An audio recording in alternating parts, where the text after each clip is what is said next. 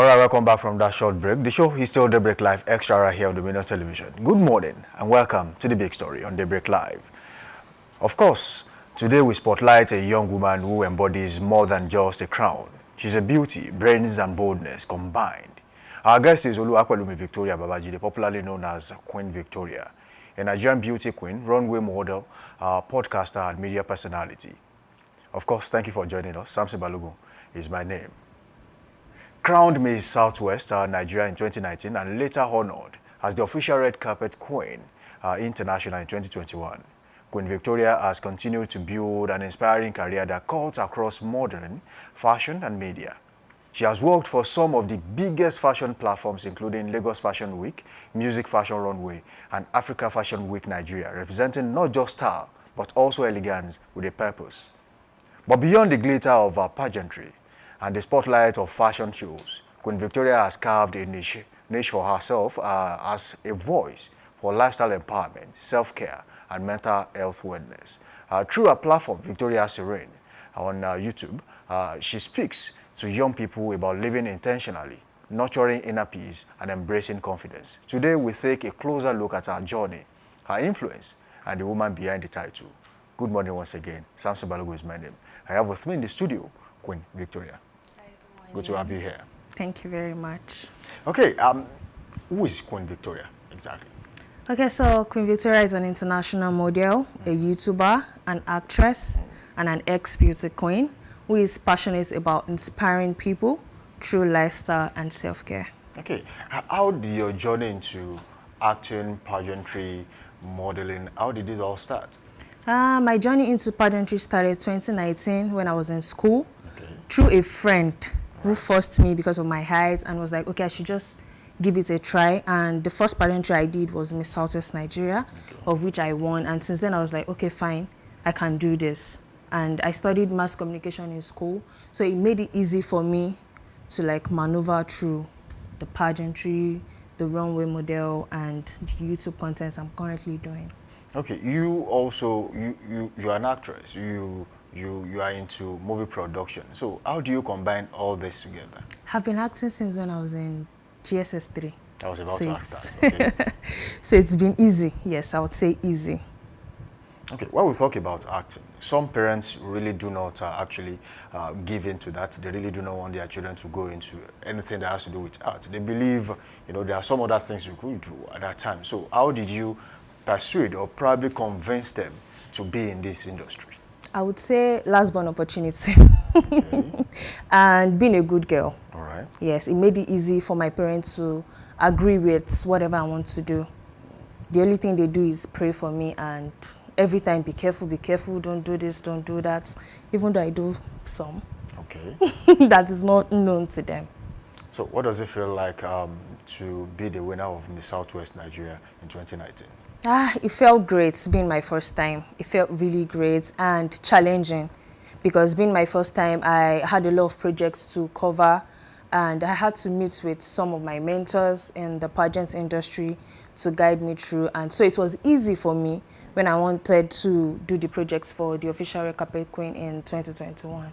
Okay, you have worked for major fashion shows like Lagos Fashion Week, Music Fashion Runway, and Africa Fashion Week Nigeria. Which of these experiences challenged you the most? Lagos Fashion Week Nigeria. And why? It's a big stage. Okay, totally different from what you were used to at the time. Exactly. So how did you feel being on that runway at the time? I felt great because I was opportuned to open the show for a particular brand. So it felt, I was anxious at first. I was anxious, but then I did it as usual. I would always do it. Yeah, modeling is glamorous. Yeah, so many people in your field, they say that, but can be also challenging. So what are the challenges you have faced and how have you navigated your way out of those challenges? Modeling is not an easy journey. It's quite difficult. And when I say difficult, the challenges I've faced mostly is the type of outfits. Okay. As a model, you don't have a choice. You cannot pick, this is what I want to wear, this is what I don't want to wear when it comes to shows. Because sometimes you don't get to know the outfit you're wearing. It has been designed already. Exactly, until that very day, so you don't have a choice. But then I get to adapt, I get to adjust with it. Okay. Now, when we talk about other things you do, podcasting. You're also into media. You have a channel where you speak about mental health. Yeah. You advise young ladies to. What brought about this idea? Modeling brought about it because I'm this kind of lady that sometimes I don't feel confident in myself, and I'm like, there are other girls out there who also feel that way. Why not let me just do something? Let me show them how they can get over it. And you know, I have a lot of aspiring models that wants to work with me, and through my YouTube channel, I've been able to at least help. Okay, as someone with followership on social media, how do you balance the pressure of public expectation with staying true to yourself? I'll just say being authentic from the beginning would help you a lot. Okay, being authentic. Yes. So how do you stay authentic as this person? I just be myself, be who I want to be. Even if people feel like, oh, you're more than this, no. I tend to like make sure I make them know that this is exactly who I am. I am not below, I am not above. Okay. This is exactly who I am. So you don't see me outside and then you expect more. And if you expect more from me, then I start to fake it and it doesn't work for me. Okay. Yes. And what you talk about faking it, we've got so many people in the industry where they're actually not there, but then they try to make it look like they are there. And you roll with these people on a daily basis. How do you feel when you're around them? Don't they challenge you to actually do what you don't want to do? It actually doesn't help them. Okay. In the sense that if I do like just 2 jobs and then you go for 4, 5 and you don't get paid, I get paid and I get to spend money while you get to live the fake life without having money to spend. We're still going back to, fake life in the industry. Okay. So many people talk about this. Oftentimes, we see not just modeling, not just acting in the theater practitioner. We have seen it play out in so many other areas. Yeah. Where so many people tend to project themselves as who they are not. And isn't that damaging to their personality in the long run? When people finally find out that, oh, this person is not actually who he or she thinks or says he is. It's not actually about people. It's actually about yourself. If people find out, they'll be like, oh, that's who she is, that's not who she is. That's left to people. But yourself, you won't be able to deal with it at the end of the day. It will be like a lot of work for you. Okay, now you want to act like I have it all. Okay. And you get to borrow. What if they stop borrowing you this, they stop borrowing that? How will you live up to it? Then that's how most ladies get into depression. Okay, now, how do you personally practice self-care and maintain mental wellness amidst such a busy schedule that you have? I tend to create time for myself. Okay. I create enough time for myself because if I don't create time for myself and I just feel like, okay, let me just go for this and I'm not mentally okay to like do it, it doesn't help. So you sometimes turn down some jobs. Exactly, like you want to have some exactly. Rest. And sometimes I tend to work on myself. I work on myself before going for any job. If I know that, okay, I'm not fit enough for this, I don't do it. Some say there are bureaucracies in so many industries, including yours. That you have to, bureaucracy, if you want to get something, you have to know someone that knows someone. Probably you need a job, you have to know someone that also connects you with someone. What does it look like in your own industry? It's everywhere. But in my own industry, I would say it's better to be under a modeling agency to get more jobs for runways. Okay. Because most of these organizers would like to deal with agencies. Yes, they don't like to deal with models on their own because they truly don't know who the model is. So the agency can say, oh, she's calm, she's somebody you can work with. So without agency, is like 50-50 to get jobs. Okay. Are you also into mentorship for young girls who also want to be runway queens, who also want to be in your field, what you do particularly? Do you also mentor people? Okay, because I have seen people in your field who also have a clique of girls that they mentor. So like you said earlier, knowing people matters too. Okay. So most of the girls I train them in my own way and link them up with agencies. Okay. So that's basically what I do. I'll just train them a little and then prepare them ahead so you don't get to the agency and then start acting like a newbie. At least you have an idea of what you do. So that's basically what I do. I train them and then put them in agencies. Now, you won, you were a B2 Queen in 2021. How did that shape your career? Did that actually open more doors for you as a person? Yeah, it did. And it has not only helped me to grow as a model, it helps me grow as a person too. Okay. like the official red carpet queen I did is basically for hosting shows, and so I had opportunities of hosting some red carpets and all of that. So it has really helped me a lot. So what are the biggest misconceptions people have about beauty queens? They feel like people that win now, you need to have connection before you can win, and it doesn't work that way. Okay, fashion often merges with culture. How do you think Nigerian fashion is influencing the global scene right now? I would say Nigerian fashion, we're really trying. The designers are really doing great by going back to what we were before, bringing it back to life, reshaping it. So Nigerian fashion is really doing great. Okay, now let's talk about the African culture and what you do.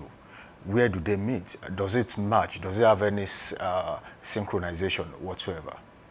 It does. African culture, it does. African culture, at least respect is under African culture. Okay. Your outfits. So if I get to go to another country, I get to wear our own outfits, and you know they get to like it and be like, oh, where did you get this from? Oh, this is from my country. This is what we do in our country. Yes. Okay. Now, when you talk about ideas, you started with something and then graduated to something else, decided to do this, do that, which actually has made you feel like a lady with too many caps, or so many caps, let me put it that way, because I know you probably still have some other things in mind you want to do. How do you gather these ideas in your mind? I mean, before you execute them, do you sometimes imagine them? Do you sometimes model yourself around someone and say, look, what you do, I want to do too? I model myself in front of the mirror, and I'm this kind of person, I like to be alone. So most times that I'm alone, I get to journal, I get to unwind, and I get to surf the internet as well for ideas and that, yes. You mentioned that you started this in school. The person who introduced you into modeling, is she a model too? No. No.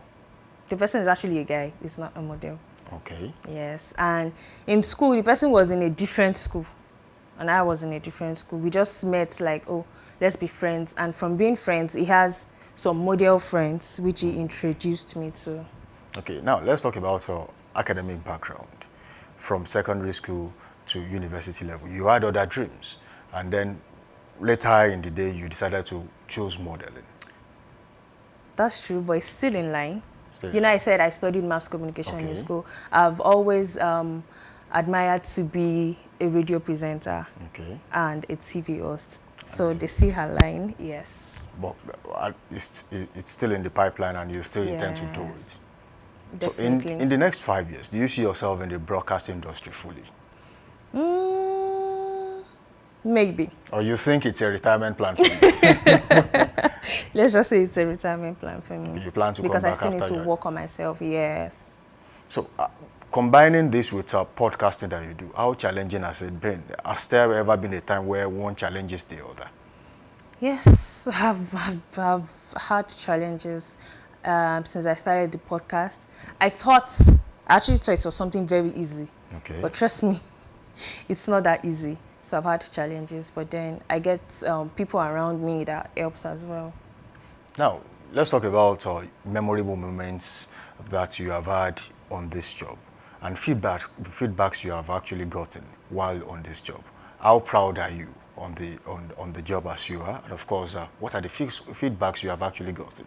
Sometimes, you get feedbacks and some are positive, you are really happy about them. And sometimes you get some feedbacks and you're like, oh, I probably need to work on one or two things. I've had a lot of positive feedbacks. Okay. I think my height helps me a lot. So during the Lagos Fashion Week, a particular person, let me say a particular celebrity, I actually saw myself on his page saying, this girl is very good. And since then, I've vowed to always work on myself and improve. Okay. So if you could design a nationwide campaign on wellness for young Nigerians, what would it be centered on? If I could... Sorry, come again. If you could design a nationwide campaign on wellness for young Nigerians, young ladies out there, what would you focus on particularly? Self-care, basically. Self-care. And why did you choose that, of all the things you do? Because we really need to take care of ourselves as ladies, even as gents as well. And I'm more particular about models. If you don't take care of yourself, you don't get jobs. if you don't take care of your skin, you don't get jobs. So taking care of yourself should be like the first thing, like that should be like a priority. Yeah, as a follow-up to a question I asked earlier, as a young lady in the modeling industry, you are also a theater practitioner. How do you deal with criticisms? They come often on this job. So how do you deal with it as a person? I deal with it close, though. I tend to cry close. I tend to cry to my mirror, and from there, I would just brace up and do what I have to do. So outside pageantry, what has been your greatest achievement that you feel proud of today? Like, oh, at least while on this job, I have achieved this. My greatest achievement right now is helping an aspiring model get international gig. Get a gig. Yes. How that makes you feel proud? I feel very proud. So yes. subsequently, you still intend to actually draw more aspiring models into the agency. Do you plan to have your own agency in the future? The reason I'm saying that is because we have seen football coaches eventually when they retire, or probably players, they venture into some other aspect of the job. Like a player say, oh, I want to have an academy. So do you intend to also do that? Let's just say I intend to help models. I really don't intend to like own an agency. I just want to help. I don't need to be out there saying, oh, this is the person. Even those that have helped, I tend to tell them, you don't have to mention my name. Just go and do whatever you have to do. So I don't think I want to own an agency. So far, what has been your guiding principle? What has guided you so far on the job? Just be yourself. Just do you. That is it. Just be yourself. Do you. Raise your head high. Okay, if you could advise young models out there on what to do and how to pursue their career, what would that be? I would say no matter the age, you can start now because it doesn't have a perfect time. It's when you decide to start that is the perfect time for you to start. It doesn't matter the age. Okay, it is really nice to have you on this show. Thank and we do hope that next time that you are here, there will be a lot to talk about. Definitely. Queen Victoria, thank you for joining us on the show. Thank you so much. I really appreciate it. Right. Now, and that brings us to the end of today's big story on Daybreak Live Extra. Our conversation with Queen Victoria Babajide reminds us that true beauty goes beyond appearances. It is about impact, purpose, and the courage to use one's platform for good. From the runway to podcasting, and from pageantry to advocacy, she continues to prove that she is indeed more than a beauty queen. Stay tuned to Dominion Television for more inspiring conversations. I am Samson Balogun, and thank you for joining us. Keep it locked on this dial. Trend Watch continues after this.